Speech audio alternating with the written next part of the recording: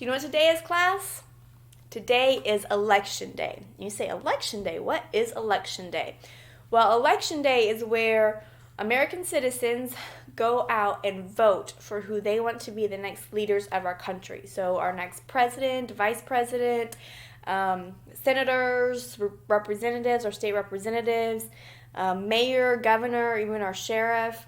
So anyone that has a leadership position inside of our state or our country, that's who is being elected today, okay? So we're going to find out what exactly election day is and what it means to vote for our reading today. So for reading, I'm going to read you 1 vote, 2 votes, I vote, you vote, okay? So we're going to find out why it is so important to vote. Because you may think, well, why does it really matter? Well, we're going to find out why, okay? So 1 vote, 2 votes, I vote, you vote. Voting is something we do every day. It's a way we can choose that gives us our own say. We vote for class president and which snack to get, where to go on class trip, what to pick as class pet. So they're having a lot of elections in their class. Voting gives each of us our very own voice. It allows a large group to make one single choice. How do you vote? With a proudly raised hand, marks on paper, thumbs up or thumbs down, understand? Can you choose not to vote? Yes, but that's a sure way to lose your own voice and to not have a say. The item or person that most of us select will wind up the winner, the one we elect. So people can choose not to vote, but by doing that, they're just throwing away their voice, okay? So it's important that we all cast our votes. The biggest of all of America's voting events chooses our president and vice president. Are presidents important? Oh yes, they are very. They head up the government and the military.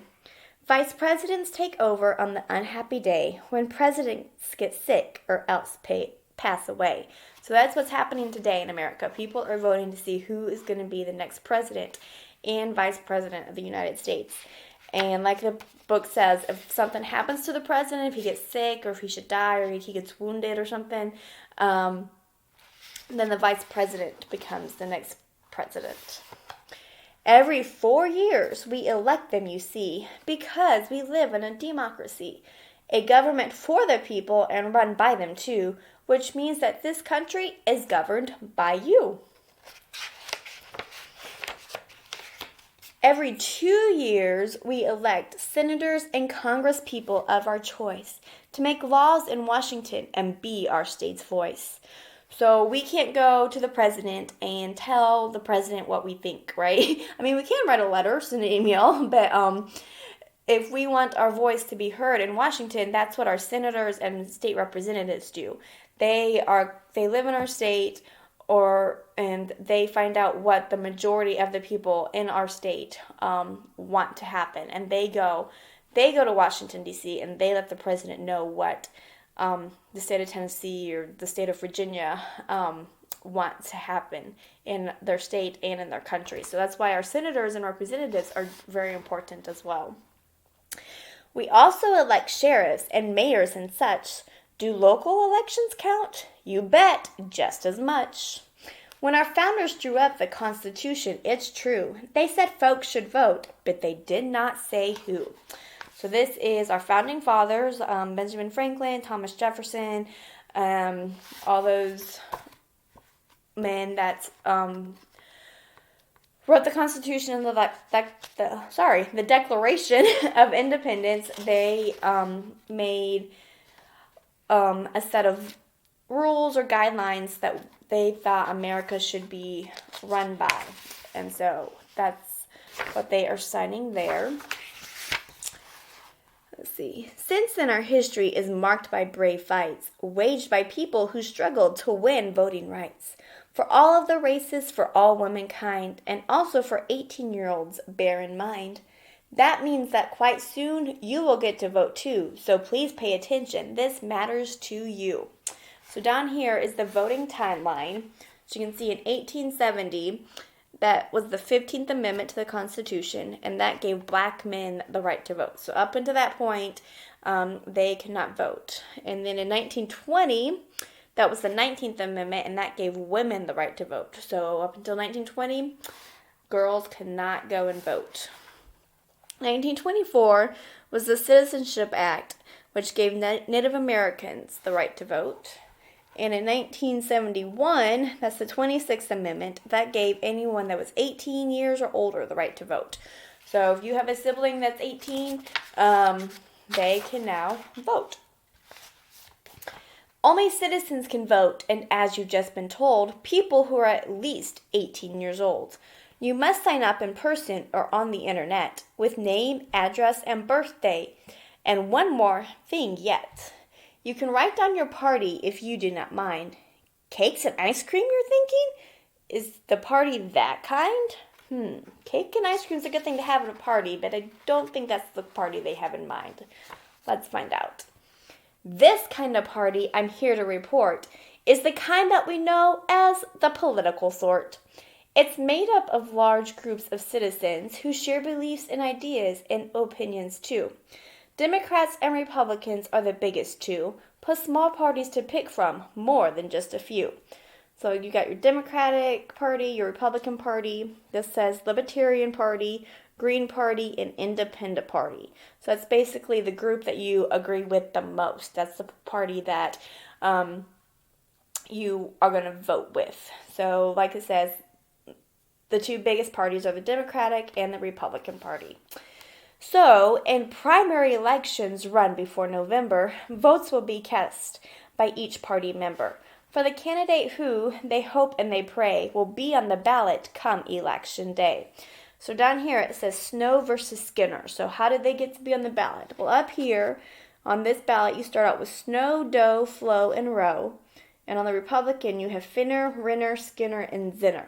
So before election day you have a long list of people to vote for, or like if we were voting for a class activity, we'd start out with a long list and everybody would pick what activity that we want to do. Maybe we're going to play baseball, maybe it'll be basketball, or maybe it'll be chalk writings, or whatever our list of activity is. Each of us would vote for one activity. And then I would take all your votes and I would count up how many voted for basketball, how many voted for baseball, how many voted for chalk writing or jump rope or whatever was on our list. And I would find the two that had the most votes. And those would be the two that ended up on our voting ballot on election day. So that's what happened here. They started out with all these people, and Snow got the most votes on the Democrats. And Skinner got the most votes for the Republicans. So they're the two that ended up on the final ballot for election day. So now that they're on that ballot, let's see what happens. Candidates set out on the campaign trail to convince voters that they will not fail.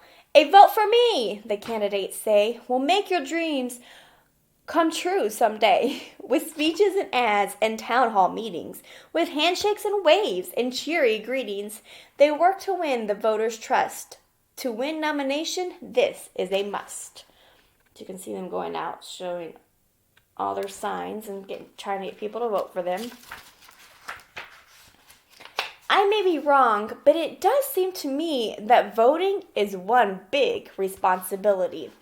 As a voter, you must follow news carefully. You should read, watch, and listen, and then try to see what the candidates, if elected, plan to do.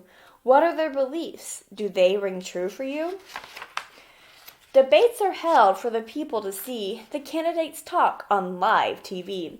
Moderators on hand have questions to ask. To give their best answer is the candidate's task. A debate is an argument that means to sway. It is run by rules in a most formal way.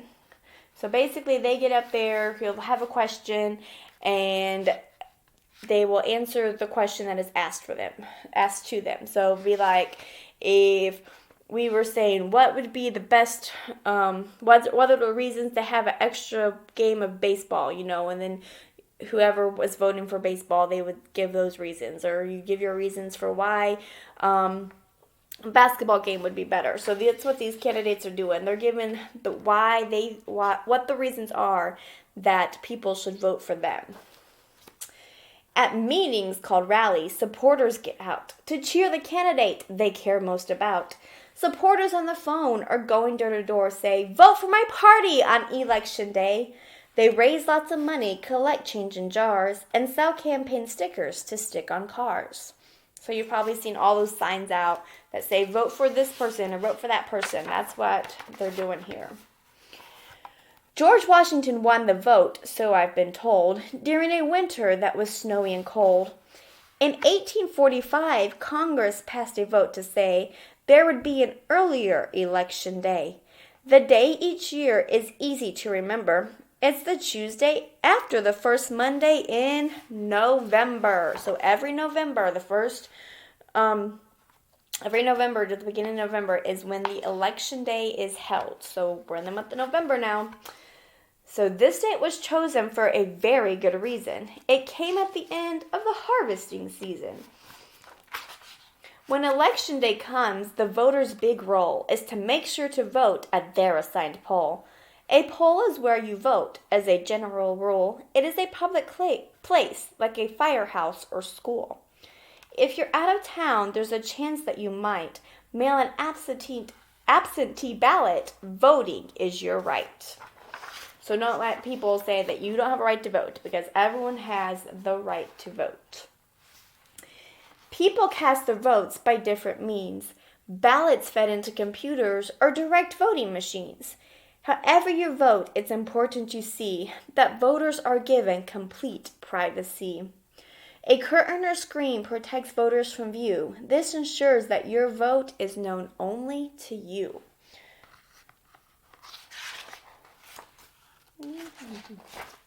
The polls close up at the end of the day. Here come the counters. Please clear the way. By special computer, poll results are scanned, but some votes are still counted out by hand. The results are sent to the Board of Elections, which declares the winner after careful inspections. So on election day, if your parents are if your parents are watching on TV, as they say, this President Trump has so many votes, and Mr. Biden has this many votes, and this state goes to whoever. That's how they figure it out. They have to count all the votes, and then they'll see who gets which state, like say which state Tennessee goes to, if it goes to President Trump or Mr. Biden. So that's who the two presidential candidates are. So they're going to count all the votes very carefully. The loser admits their bitter defeat. The winner announces their victory sweet. The winner vows to serve everyone in the land, not just the supporters who lent them a hand. If all of this rings true, it is my dearest hope that... Come on. You will cast your first vote for the Cat in the Hat. So he was apparently running for president. Not our president today, but in the book, he was apparently running for president. So that is about voting and election day. So is it important to vote? Yes, it is important to go out and vote, because your voice matters, okay? So if you want your voice to be heard, it's important to get the vote out. And yes, I know you're too young to vote for the president, but we are going to do a little bit something fun today, okay? So grab a piece of paper. I have 3 questions for you, okay? Number 1, is it important to vote? Yes or no? Is it important to vote? Okay, that's your first question. So put either yes or no. Is it important to vote? Move it up so you can maybe see it a little bit better. There you go.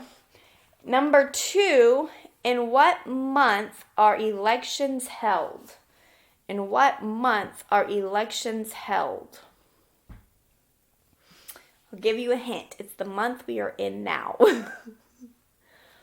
And now for the fun part, we are going to have a class election, okay? So we're going to vote between either the Nutty Buddy ice cream cones, those ice cream cones that got the vanilla ice cream with the chocolate and the nuts. So between those and an ice cream sandwich, okay? So you're going to cast your vote. Which is your favorite? Is it the Nutty Buddy ice cream cone or the ice cream sandwich? And whichever one has the most votes, I will bring those to class when we go back to class next week, okay? So you're going to vote, and it's important to vote. So get your voice, make your voice heard. Do you want us to have Nutty Buddy bar or Nutty Buddy cones in class or ice cream sandwiches in class, okay? So those are your three questions for your reading assignment today, your reading comprehension. 1, is it important to vote? 2, in what month are elections held? And 3, cast your vote for your favorite, the Nutty Buddy cone or the ice cream sandwich. Okay, so also something that is important to do today is to pray, okay? So we should pray every day, but especially today, pray for the voters to have wisdom as they go to vote, and pray that we get good leaders elected into office, okay? So hopefully during our reading story today, you learned a little bit about voting and why it is important to vote.